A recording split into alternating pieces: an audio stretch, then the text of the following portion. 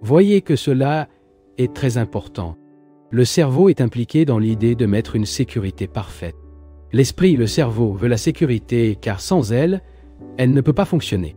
S'il n'y a pas d'ordre, le cerveau fonctionnera illogiquement, neurotiquement, et il souhaite donc toujours commander. Ayant donné à l'ordre le sens de la sécurité, si ce cerveau continue de fonctionner, il continuera de demander l'ordre par la sécurité. Donc, quand il y a une attention, le cerveau cherche toujours la sécurité. Interrogando, Seigneur, il n'y a que le présent. Krishnamurti, Monsieur, j'essaie de vous transmettre quelque chose. Je me trompe peut-être totalement, je dis peut-être les Néras, mais vous êtes responsable de le découvrir, si je le dis aux petits os. Interrogando. J'ai l'impression que le moment où je suis conscient, je ne cherche pas, mais cette attention peut cesser. Ensuite, je vais aller chercher à nouveau. Krishnamurti. Jamais. Non. C'est le point essentiel. Si penser perçoit une telle chose, la permanence il existe, il ne le cherchera plus jamais. Autrement dit, le cerveau, avec ses souvenirs de sécurité et la culture qu'il reçoit dans une société basée à la sécurité, avec des idées et une moralité basée sur la sécurité, ce cerveau est devenu totalement vide du mouvement de recherche de sécurité. Avez-vous déjà bien approfondi ce problème de méditation? Quelqu'un d'entre vous?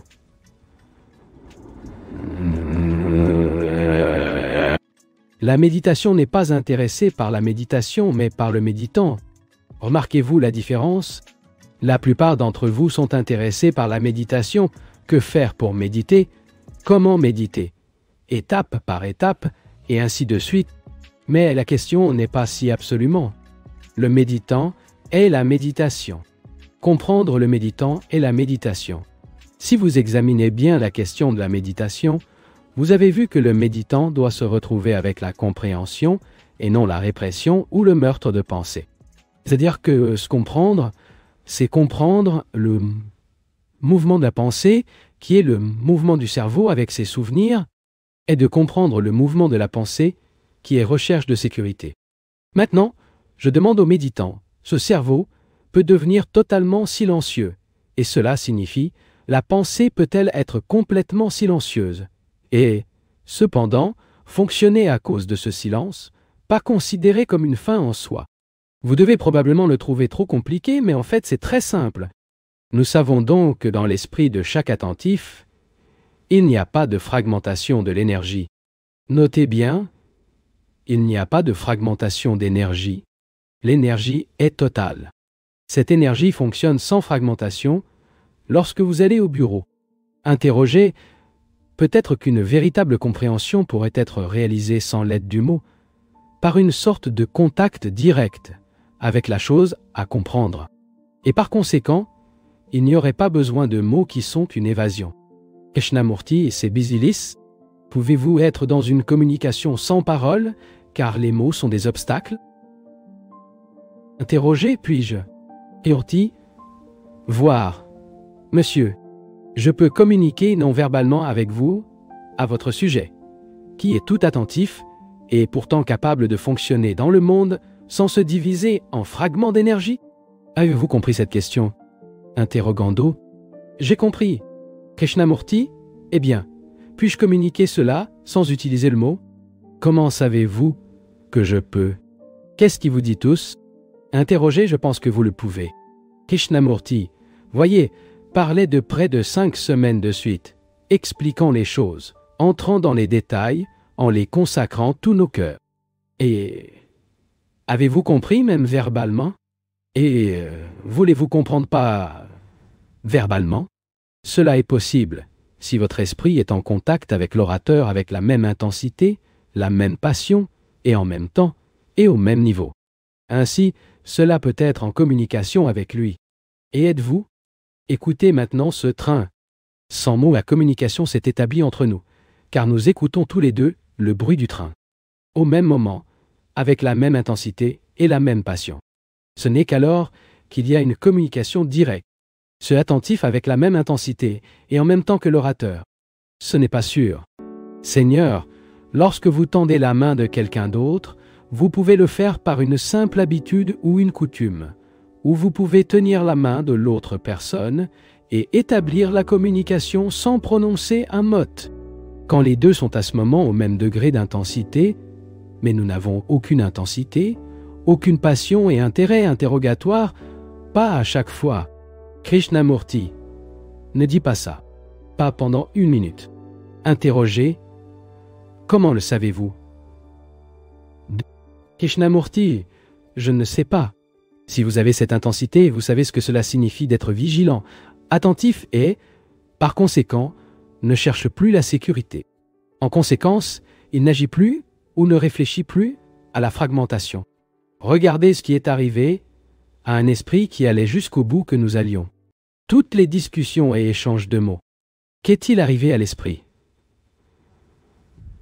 La personne qui écoutait vraiment tout, premièrement, cette personne est devenue sensible. Non seulement mentalement, mais aussi physiquement. Il a cessé de fumer, de boire, de prendre de la drogue. Et lorsque nous parlons de la question de l'attention, il doit avoir vu que l'esprit ne cherche plus rien, ni d'affirmer quoi que ce soit. Cet esprit est assez mobile, et pourtant parfaitement stable. En raison de cette stabilité et de cette sensibilité, il est capable d'agir sans diviser la vie ou l'énergie en fragments. Que découvrez-vous au-delà de l'action, de la stabilité? L'homme a toujours cherché quelque chose qu'il considère comme Dieu, la vérité. Il s'est toujours battu pour la joindre à cause de sa peur, de sa faiblesse, de son désespoir et de son désordre. Il a cherché cette chose et a pensé qu'il l'avait découverte. Et cette découverte, il a essayé d'organiser. Par conséquent, ce qui est stable, très sensible, ne cherche rien. Voir quelque chose qui n'a jamais été trouvé. Pour cet esprit, le temps a cessé d'exister complètement. Ce qui, bien sûr, ne signifie pas que nous pouvons perdre le train. Ainsi, un état existe qui est intemporel, et par conséquent, infini. Oui. Si vous l'atteignez, vous verrez à quel point c'est merveilleux. Je pourrais le décrire, mais la description n'est pas la chose décrite. C'est à vous de le découvrir en vous observant. Pas de livre, aucun instructeur ne pourra vous montrer. Ne dépendez de personne. N'entrez pas dans les organisations spirituelles. Vous a rencontré pour apprendre tout cela de vous-même. Et puis, l'esprit découvrira des choses incroyables. Mais il ne peut y avoir de fragmentation. Cependant, une stabilité, une agilité et une mobilité extraordinaires. Pour cet esprit, il n'y a pas de temps et, par conséquent, le concept concernant la vie et la mort a une signification entièrement différente.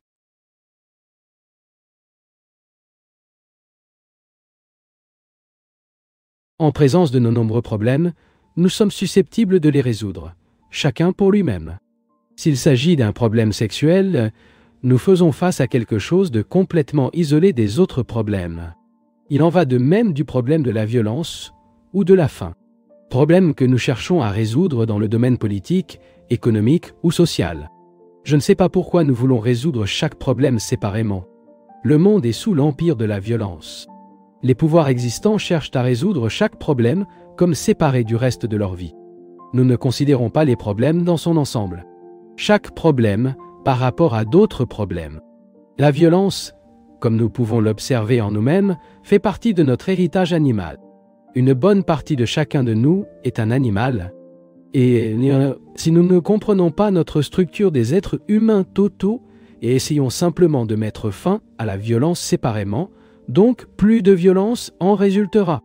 Je pense que cela doit être clairement compris par chacun de nous, les milliers de problèmes, apparemment séparés, et nous ne voyons jamais qu'ils sont liés les uns aux autres, et qu'aucun d'entre eux ne peut être résolu isolément.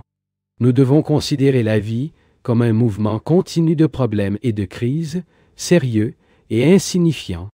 Soyons très prudents dans cette affaire, car s'il n'est pas clairement compris, lorsque nous considérons les problèmes de peur, d'amour, de mort, de méditation et de réalité, nous ne comprendrons pas comment ces choses peuvent être liées les unes aux autres.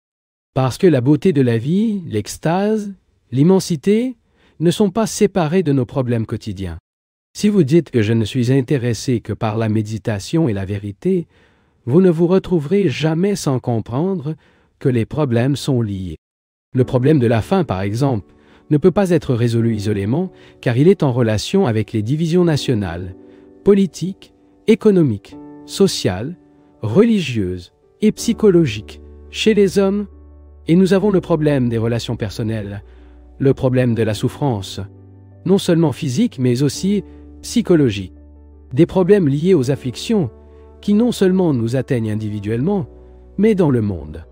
Toute angoisse et confusion dans le monde. Si nous essayons de trouver une solution à chaque problème particulier, ce que nous faisons est de créer plus de divisions et plus de conflits. Si ce sont des entités vraiment sérieuses et matures, vous vous êtes peut-être demandé pourquoi l'esprit essaie de résoudre chaque problème comme s'il n'était pas en relation avec d'autres problèmes. Pourquoi l'esprit humain fait-il cette division en moi et à moi, nous et eux, la religion et la politique, etc. Pourquoi cette division constante et tant d'efforts pour résoudre chaque problème en soi isolément? Afin de répondre à cette question, nous devons enquêter sur la fonction de pensée, sa signification, sa substance et sa structure. Parce qu'il est possible que la pensée ce soit le facteur de division et, par conséquent, le processus même d'essayer une solution à travers la pensée, le raisonnement, provoque de séparation. Une révolution physique est-elle souhaitée afin d'établir un meilleur ordre, oubliant les conséquences de la révolution physique, oubliant la nature psychologique intégrale de l'homme? Il est donc nécessaire de poser cette question. Et qui est la réponse? De pensée ou de compréhension de cette vaste structure de la vie humaine? Nous voulons déterminer pourquoi cette division existe. De là, nous avons affaire à l'observateur depuis des jours, et la chose observée. Laissons-le de côté, et nous l'examinerons différemment. La pensée crée, en fait, la division. S'il crée, la raison en est qu'il cherche à résoudre un problème donné séparément des autres problèmes. S'il vous plaît, n'êtes pas d'accord avec moi? Ce n'est pas le cas de l'acceptation, mais de voir par vous-même la vérité ou le mensonge de ce que vous dites. N'acceptez en aucun cas et en rien ce que dit cet orateur. Ici, il n'y a aucune autorité, ni la vôtre ni la mienne. Nous sommes communs, enquêtant, regardant et apprenant. Si la pensée, pour son, la nature et la structure elle-même, divise la vie en tant de problèmes, la recherche de la solution par la pensée ne peut conduire qu'à une solution isolée. Et donc, une telle solution isolée, et donc une telle solution crée plus de confusion et plus de détresse. Il est nécessaire de se vérifier pour nous-mêmes, librement, sans préjudice et conclusion, si c'est ainsi que la pensée fonctionne. En général, nous essayons de trouver la solution d'un problème intellectuellement ou émotionnellement, ou disons que nous le trouvons intuitivement. Il est nécessaire d'être très prudent avec ce mot « intuition ». Cela met fin à beaucoup d'illusions. Combien d'intuitions peut être dictée par nos propres espoirs, peurs, amertume, désirs, etc. Nous recherchons une solution intellectuelle ou émotionnelle, comme si l'intellect était séparé de l'émotion et l'émotion séparée de la réaction physique. Notre éducation et notre culture, ainsi que tous nos concepts philosophiques, sont basés sur cette perspective intellectuelle de la vie. Notre structure sociale et notre moralité sont basées sur cela, division. Maintenant, si la pensée se divise, comment ça fait? Si vous voyez vraiment cela sur vous-même, vous verrez la découverte extraordinaire que vous ferez. Ce sera la lumière de vous-même. Ce sera une entité humaine intégrée et n'aura besoin de personne pour vous dire quoi faire, quoi penser et comment penser. La pensée peut être admirablement rationnelle. Il doit par conséquent raisonner, logiquement, objectivement et massivement. Il devrait fonctionner parfaitement comme un ordinateur, travaillant avec précision, sans frottement ni conflit. Le raisonnement est nécessaire. La santé mentale fait partie de la capacité de raisonner. La pensée peut-elle jamais être nouvelle et pure? Chaque problème humain, pas des problèmes mécaniques et scientifiques, est toujours nouveau. Et la pensée cherche à la comprendre, cherche à la changer, à chercher à la traduire, à chercher à faire quelque chose. Si nous ressentons profondément l'amour l'un pour l'autre, pas verbalement, mais vraiment, toute cette division cesserait. Cela ne peut se produire que lorsqu'il n'y a pas tout conditionnement, aucun centre, composé de soi et de vous. Mais penser, être l'activité du cerveau, de l'intellect, est complètement incapable d'aimer. La pensée doit être comprise et nous demandons si la pensée est capable de voir quelque chose de nouveau. Ou le fait est que la nouvelle pensée est toujours ancienne, donc face à un problème dans la vie qui est toujours nouveau, elle ne peut pas la voir comme nouvelle, car elle essaie de la traduire en fonction de son propre conditionnement. La pensée est nécessaire et pourtant on voit que la pensée divise. Moi et pas moi, etc. Essayez de résoudre le problème de la violence isolément, sans le relier à tous les autres problèmes d'existence.